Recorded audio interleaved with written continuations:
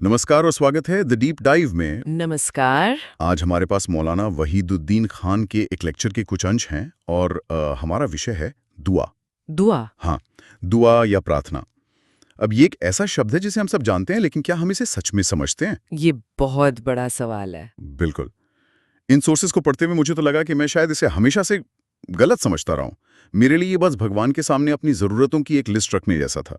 जो ज्यादातर लोगों के लिए होता है। सही बात है। लेकिन ये लेक्चर कहता है कि दुआ सिर्फ शब्द दोहराना नहीं है, बल्कि एक बहुत गहरा, एक जिंदा रिश्ता बनाना है। तो आज का मिशन यही है, ये समझना कि ये रिश्ता बनता कैसे है। ये जो पुकार है, ये दिल की तड़प कैसे बनती है। बिल्कुल। और आपने जो रिश्ते की बात कही ना, वो ही असल जड़ है। इन सोर्सेस के मुताबिक दीन का मतलब धर्म का पूरा मकसद यही है क्या? कि इंसान और खुदा के बीच एक ताल्लुक, एक कनेक्शन कायम हो। बाकी सारी चीजें, सारे नियम सब इसी एक मंजिल के रास्ते हैं। अच्छा। और उन रास्तों में सबसे सीधा, सबसे शक्तिशाली रास्ता दुआ को बताया गया है। तभी तो एक हदीस में आता है, दुआ ही इबादत है। मतलब इबादत का कोई हिस्सा नहीं? नहीं, दुआ ही इबादत का सार है, उसका दिल है। सोर्स को पढ़ते हुए एक बात ने मुझे बहुत चौंकाया। बताइए। उसमें लिखा है कि दुआ की शुरुआत अपनी बेबसी, अपनी हेल्पलेसनेस को पहचानने से होती है। ये तो सुनने में बड़ा अजीब लगता है ना? हाँ, ये उल्टा लगता है। बिल्कुल। हम तो सोचते हैं कि मांगने के लिए कॉन्फिडेंस चाहिए। ये क्या बात हुई कि पहले मानो मैं कुछ भी नहीं हूं।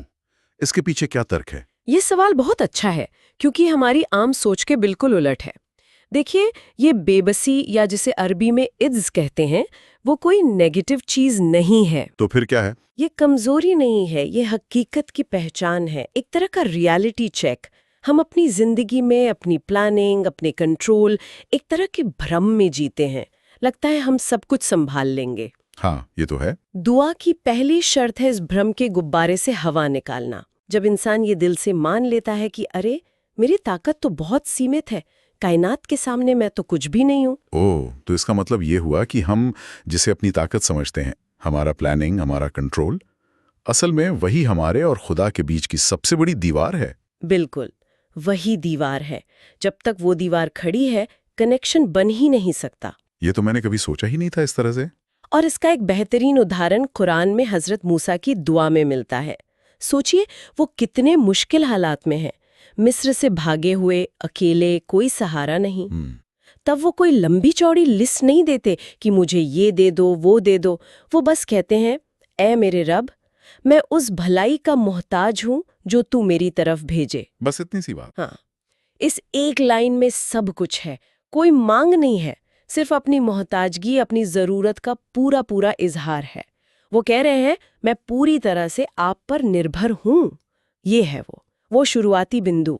और जब कोई इस बिंदु पर पहुंच जाता है, तब क्या होता है? तब जो दुआ निकलती है, वो सिर्फ होठों से निकले शब्द नहीं होते, वो एक जिंदा बातचीत बन जाती है। जिंदा बातचीत? जी, सोर्स में इसके लिए एक बहुत खूबसूरत शब्द इस्तेमाल हुआ है, लिविंग कम्युनिकेशन। लिविंग कम्युनिकेशन, इसे थोड़ा और समझाइए। मतलब ये समझिए कि ये भगवान को एक ईमेल भेजना नहीं है जी। जिसका जवाब शायद आए। लिविंग कम्युनिकेशन का मतलब है एक हॉटलाइन, एक लाइव वीडियो कॉल जो हमेशा कनेक्टेड है। वाह। आप सिर्फ बोल नहीं रहे, आप एक जिंदा बातचीत का हिस्सा है। आपकी हर आपकी हर कमजोरी सीधे सुनी जा रही है। वाह, ये हॉटलाइन वाली एनोलॉजी कमाल की है। जी। इसने तो पूरा नजरिया ही बदल दिया। तो इसका मतलब दुआ एक तरफा गुजारिश नहीं। नहीं, ये दो तरफा बातचीत है। कॉल का जवाब नहीं आ रहा। हाँ, ये होता है। उन दुआओं का क्या जो कबूल होती नहीं दिखती? यहीं पर तो ज्यादातर लोग हिम्मत हार जाते हैं ना। और ये इंसानी फितरत है, हम नतीजे फौरन चाहते हैं। लेकिन सोर्स यहाँ एक और गहरा विचार रखता है। वो कहता है कि दुआ सिर्फ एक गतिविधि नहीं है, ये एक हालत है, अ स्टेट ऑफ बीइंग। एक हालत? हाँ, जब दुआ आपकी शख्सियत का हिस्सा बन जाती है, तो आप नतीजों से ऊपर उठ जाते हैं। और जहाँ तक दुआ कबूल ना होने की बात है, तो हो सकता है हमारी समझ ही बहुत छोटी हो। जिसे हम अनसुनी दुआ समझ रहे हैं, हो सकता है वो असल में एक सुपर दुआ हो। सुपर दुआ, ये क्या होता है? ये कुछ ऐसा है जैसे मान लीजिए आप आज एक छोटी सी नौकरी मांग रहे हैं, लेकिन खुदा आपके लिए किसी बड़ी कंपनी में सीईओ की पोस्ट तैयार कर रहा हो। अच्छा। जिसके लिए आपको थोड़ा और तजुर्बा चाहिए। तो वो आपकी छोटी दुआ को होल्ड पर रखकर आपको उस बड़ी चीज के लिए तैयार करता है। हमारी नजर सिर्फ आज पर होती है, उसकी नजर आने वाले कल पर भी।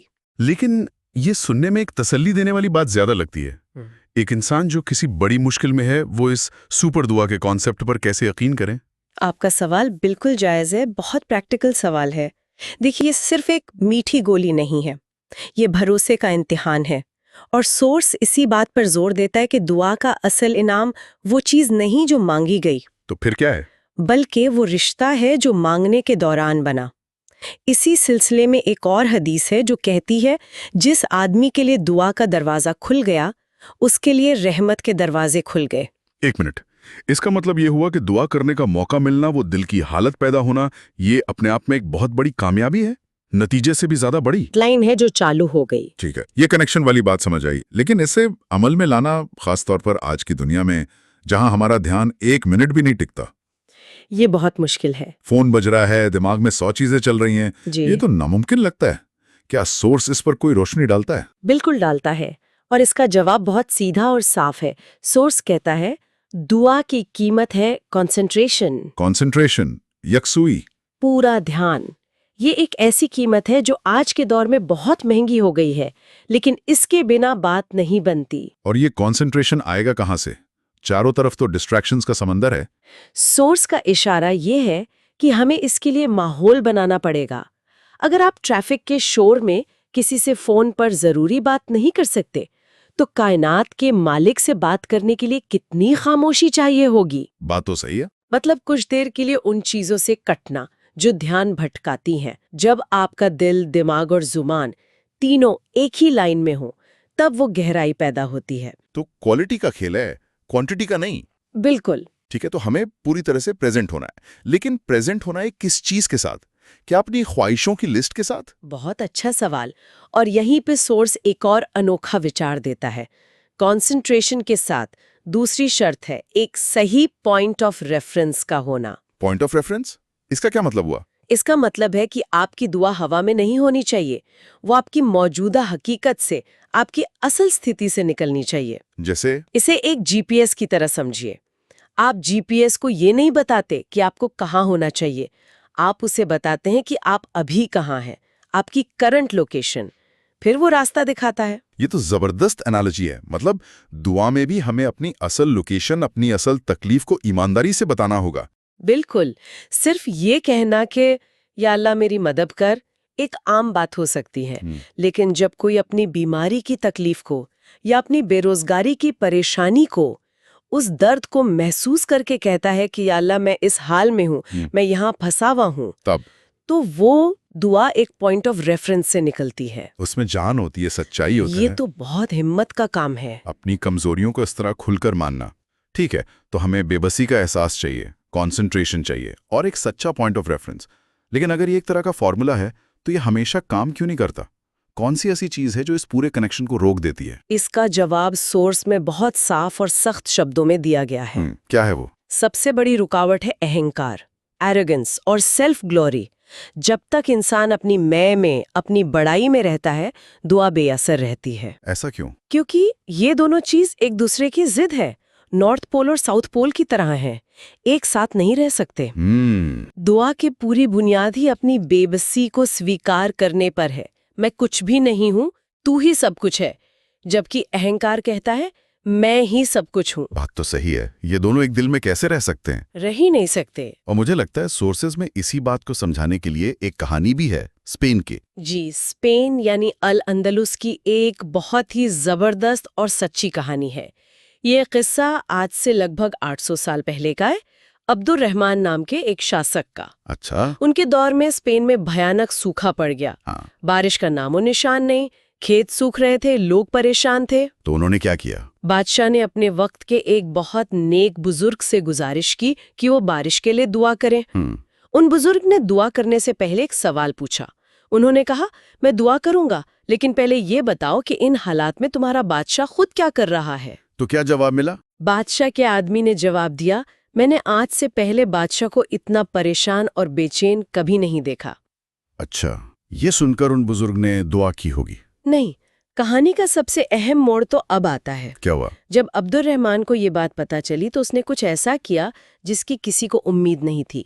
वो लोगों के सामने आया, उसने अपने सर से अपना शाही ताज उतारा। ताज उतार दिया। हाँ, उसे जमीन पर रख दिया और खुद जमीन पर सजदे में गिर पड़ा और वो जार जार रोकर कहने लगा, ऐ मेरे रब, क्या तू मेरी गलतियों की वजह से इन सब बेकसूरों को सजा देगा, जबकि तू तो सबसे बड़ा रहमान है। मतलब? उसने अपनी बादशाहत, अपनी शान, अपनी मैं को जमीन पर पटक दिया। वाह, ये तो गजब की बात है। फिर क्या हुआ? कहते हैं कि उसकी दुआ अभी खत्म भी नहीं हुई थी कि आसमान पर बादल घिर आए और जोरदार बारिश शुरू हो गई। सुभान अल्लाह। और इस कहानी का जो सबक बताया गया है वो दिल पर लगता है। वो सबक ये है कि जब धरती का बादशाह झुकता है तब जाकर आसमान का बादशाह बरसाता है। वाह। जैसे ही इंसान अपने अहंकार को तोड़ता है, खुदा से दूरी उसी पल खत्म हो जाती है। तो आज की इस पूरी चर्चा का सार क्या निकलता है? हमने ये देखा कि दुआ कोई रस्म नहीं है, ये तो अपनी असलियत, अपनी बेबसी को स्वीकार करके खुदा से एक रिश्ता बनाने का सबसे ताकतवर तरीका है। बिल्कुल। ये सिर्फ हमारे बाहरी हालात नहीं बदलती, बल्कि हमें अंदर से बदल देती है, हमारी सोच को, हमारे शख्सियत को। हमने एक अजीब से विचार से शुरू किया था कि दुआ बेबसी से शुरू होती है, और अब समझ आ रहा है कि वही तो असल चाबी है। बिल्कुल, वही चाबी है। अगर हम मुख्य बातों को एक लाइन में समेटे तो बेबसी वो चाबी है जिससे दुआ का दरवाजा खुलता है। कंसंट्रेशन वो कीमत है जो चुकानी पड़ती है। और अहंकार वो ताला है जो इस दरवाजे को हमेशा के लिए बंद रखता है। ये तीन बातें ही पूरे फलसफे का निचोड़ है। और ये कि दुआ एक लिविंग कम्युनिकेशन है जो किसी खास पॉइंट ऑफ रेफरेंस से हमारी अपनी हकीकत से निकलनी चाहिए। सही कहा। और मैं श्रोता के लिए एक अंतिम विचार यहीं पे छोड़ना चाहूंगी जो इसी पॉइंट ऑफ रेफरेंस वाली बात से जुड़ा है। जरूर। सोर्सेज में इस पर बहुत जोर दिया गया है कि अपनी असल हालत को पकड़कर दुआ करो।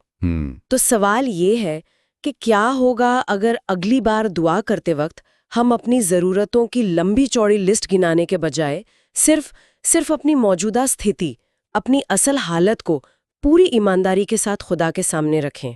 एक तरह की ब्रूटली ऑनेस्ट स्टेटस रिपोर्ट। बिल्कुल। अगर हमारा पॉइंट ऑफ रेफरेंस हमारी ख्वाहिशें नहीं बल्कि हमारी हकीकत बन जाए तो उस पुकार में कितनी सच्चाई और कितनी ताकत होगी।